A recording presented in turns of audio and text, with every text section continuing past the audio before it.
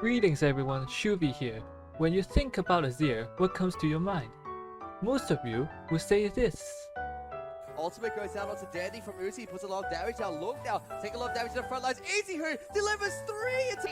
There's a Blade of the Rune King though, they're able to take down Lustboy. Bjergsen comes in, there's the shuffle, there's the triple! Okay, good. So, what else do you know about Azir? Yeah, you can't do you.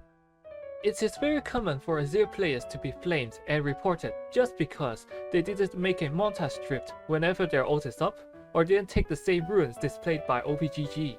Therefore, this guide is made to educate people who want to play Azir and the masses who happen to have an Azir on your team on how this champion works. Starting with the abilities, I'll show the full text on screen and mention the main points, so feel free to pause the video if you need to. Azir's passive enables him to build a Sun Disk with the same stats as an inner turret on a destroyed turret, apart from turrets in the enemy base. The Sun Disk health decays over 1 minute, and it loses armor when Azir isn't nearby or dead. Azir's W spawns an untargetable soldier that lasts for 10 seconds, and the duration is halved if under enemy turrets. If Azir selects the target in the soldier's range, your soldier will replace your auto attack with a straight line AoE.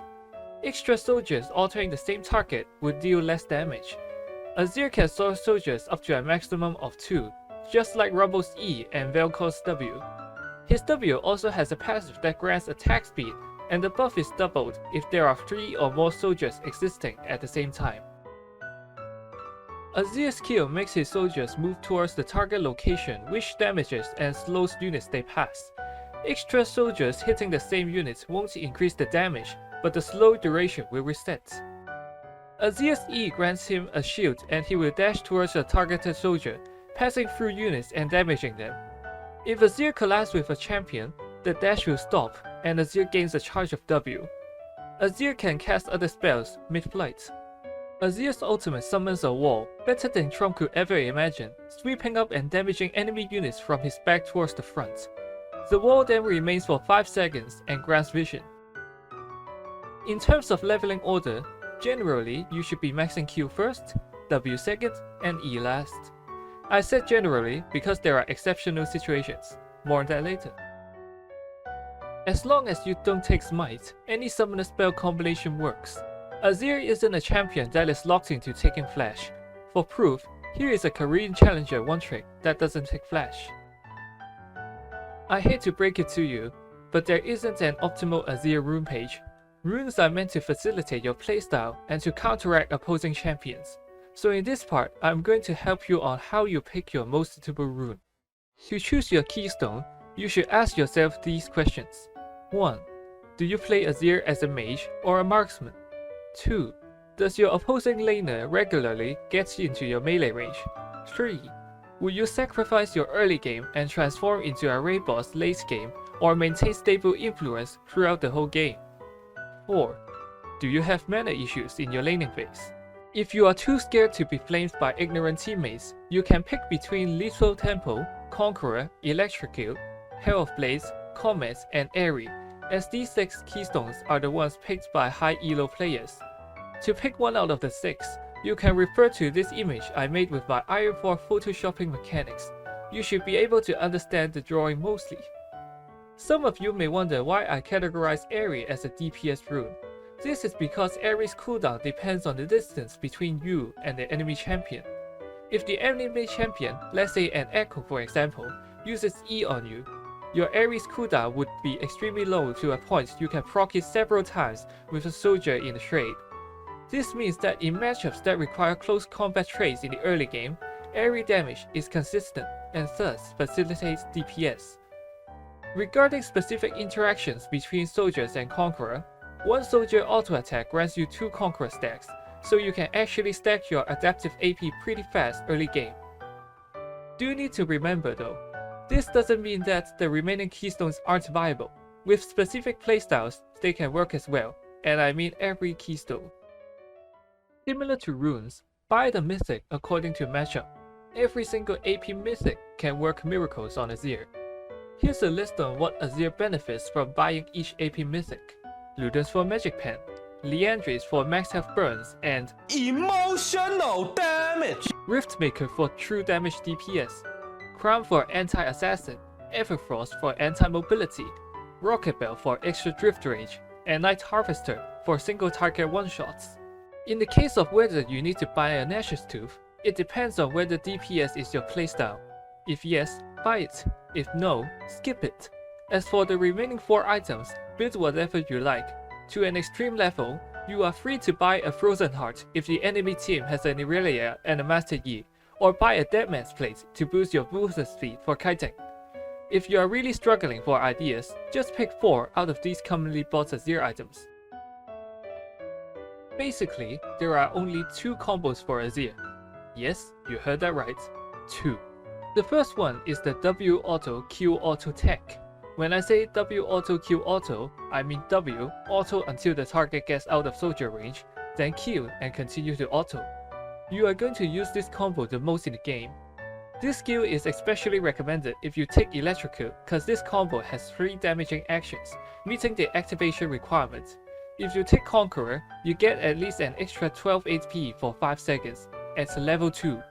It gets even better when you have Hell of Blades, where you can upgrade the combo into a W Auto Q Auto Auto. The second combo is Azir's signature move, the Drift.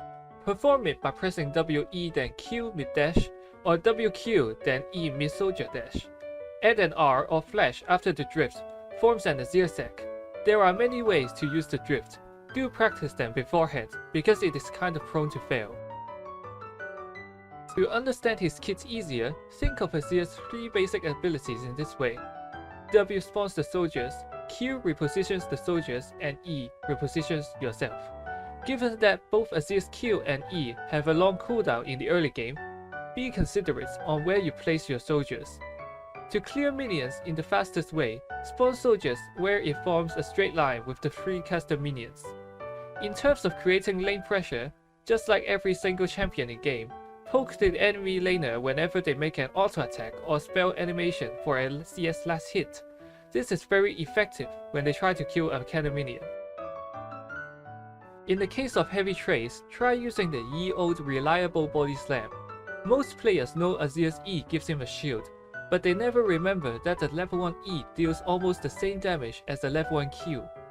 Additionally, colliding with an enemy champion grants you a free W charge, where you can immediately spawn an extra soldier to deal even more damage in trades. You might not have heard of this technique because all you have seen about Azir is his drifts and bug montages. As I have mentioned earlier, there are scenarios where you don't max abilities the general way. For example, Lethal Tempo and Conqueror require you to auto-attack several times to reach its maximum effect. In order to proc it ASAP, you can consider maxing W first for the passive attack speed, though you would need to be very considerate on when you use the Q. Another example is when laning against marksmen that all-ins you at level 2. It is sometimes better to level up E level 2 against the Archons and Lucians than your Q. No matter if you are an aggressive laner or a lane freezer, try to avoid having 0 W charges in stock. When the enemy team ganks your lane, you will have a backup insta-spawnable soldier for escape. After you get level 6, don't use your ult offensively unless you are 100% sure you are going to get a kill shortly after. Use your ult as a defense mechanism. In the early game, avoid unnecessary roaming. Azir's soldier damage scales with levels, so you need to be alone for the longest period possible to prevent losing XP. If you have played a sufficient amount of Azir games and are more familiar with the champion mechanics, call your jungler to prioritize ganking other lanes. You do not want anyone to tax that important XP. In the context of teamfights, rule number 1, never join a level 1 teamfight, unless you are playing a 5-man pre-mace with your friends with no LP on the line. You can't do anything in a fight where you can't reposition yourself or your soldiers. As most people regard Azir as a teamfight opener, which is a wrong concept to begin with, they are going to intentionally save their mobility spells just to dodge your drift plays. Therefore, stay back and just do the poking or soldier autoing. Leave the engaging work to your frontline, and save your ult to keep team carries alive. Only when you are sure you are out of enemy vision, their flashes are down, or they are busy beating down your ADC, go for the outplay if you so desire. For people who have an Azir teammate, understand that drifting in is a YOLO move. Azir's E has a very long cooldown. even when you maxed out your E. After the drift, the Azir has a 10% chance of surviving the next 2.5 seconds, so don't expect them to make a flashy play every fight. If an Azir is ordered to start the fight with a drift and does no damage, the teammates are the ones to blame. Azir's primary role is to attack from the backline, not crowd control. You can spawn your tower in any way you imagine. Want to waste the enemy team's barrel buff time? Build a turret to soak up the damage. Are you too creased off on buying a death cap but the dragon spawns in 40 seconds? Set up a turret and get that gold while recalling. But do remember it will cancel your home guards when you arrive at your fountain. The above mentions are the basic Azir knowledge that you should know whether you want to make him or not. This guide will not take you to high elo because that requires macro game knowledge and a healthy mentality, but you will get better at Azir with some dedicated practice. You are going to int every once in a while, but I guarantee your time investment will become stocks. On a minor tangent, whenever I ask my friends to try out a game of Azir in Flex Queue, normal game, or ARAM, all of them refuse. People regard Azir as the difficult champion not because of his actual difficulty, but because they think Azir has an overloaded kit without actually trying it out themselves. Now I kind of understand the feelings of Aphelios mates, so I hope this video can alter your mindset on Azir for at least a bit. Now in the following, I'm going to talk about how I play Azir, so if you're only here for educational stuff, you can click off now or watch other Azir guides such as the one made by Drifting Sands, channel linked in the description. Now time for the crazier parts where you don't need to watch with any seriousness. For summoner spells, I take Flash with one of these. I never take Heal because I just don't like using it. It's just a third-rate barrier with a fourth-rate ghost. This season so far though, I feel like I'm playing Clan's Reaction Simulator, given everyone has crowd control nowadays. For runes, I either take Electrocute or Conqueror depending on what the enemy mid or top picks, because I have better mana control. In the Electrocute page, I pick Cheap Shot for the auto attack after the Q. Poros are used because I like the danger sound effect when someone walks over it, so I don't have to ping the map myself. The item haste from Ingenious Hunter greatly reduces the cooldown of major Azir items such as Lunas, Crown, Zhonya's, and Banshees. In the Conqueror page, Presence of Mind provides excellent mana regen, Legend Alacrity for obvious reasons, and Coup de Grace to execute carries. The secondary tree is constant for every Azir game I play. Biscuits for the maximum mana boost, and Cosmic Insights for lower summoner spell and item cooldown.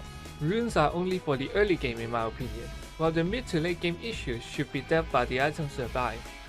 Item wise, I start with the usual Doris Ring with 2 pots. My 3 core items are Mythic, Rylai's, and Nash's, built in any order. I mostly buy Sorka's CDR boosts and sometimes Berserker Greaves, while the 2 remaining 2 item slots are purely situational. As you can see from here, yes, I am addicted to attack speed. In lane, I either do a wave clear, back off, repeat, or a perma under tower lane freeze if against a Yasuo.